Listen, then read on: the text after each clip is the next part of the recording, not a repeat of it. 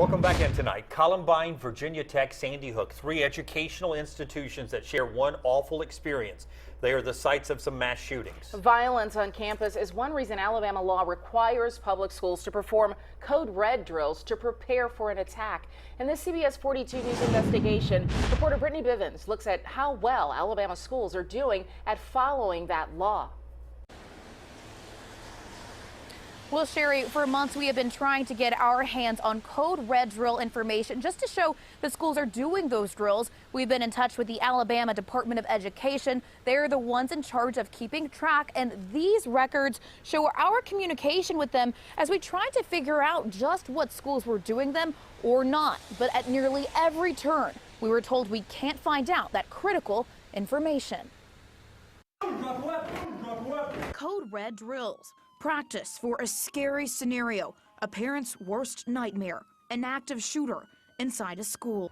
Every time you see something like this happen on the news, whatever the case is, your first thought is, what if this were to happen to one of my children? And my concern is immediately, in those situations, speed is everything.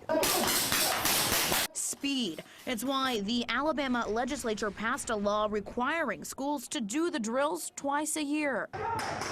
We can only practice based on prior incidences.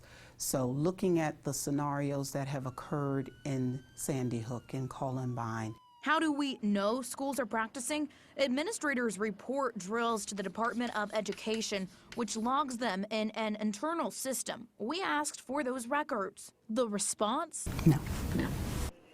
These papers document our attempts to get code red drill confirmation from the state of Alabama. The Department of Education told us there's a reason they won't turn them over. If someone knew that one location within a school system took 30 minutes to conduct a code red drill and another school only utilized 5 minutes to conduct a code red drill, if I was a sniper, I am going to go to the school that takes the longest to address the situation. We told administrators we did not want school safety plans, just confirmation they did the drills. Again, they told us no. So we went to state lawmakers, the ones who ordered mandatory drills. They say the state's response is the wrong one. We don't need to let everybody know how we protect our children or what we do inside that school, but we need to let them know that we've done it. You know, I think that's important. Representative Nathaniel Ledbetter is forming a task force to address school safety. If we do this biannually, we need to report it. We need to let the people know, you know, have transparency in what we're doing and let them know, you know, well, your school done very well. We were able to lock it down in 3 minutes, or we weren't.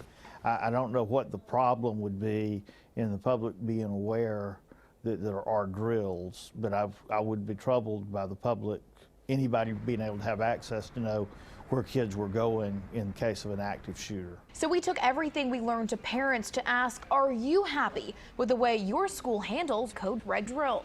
I think that Hoover so far has done a pretty good job. Lay your weapon down. Come out the door with your hands high. But others say they don't like how the state is handling our requests for the truth. Definitely. If they're not discussing this at open forums, places where citizens get involved and ask questions, then who is looking into this? Now, you did hear from Representative Nathaniel Ledbetter just then in that piece. He does say he is starting that task force, and he told me that one of his primary aims will be making sure there is a little more transparency in those code red drills. We, of course, will stay on top of this story and let you know all of the latest information and exactly how it affects you and your family. Live tonight in Homewood, Brittany Bivens, CBS 42 News.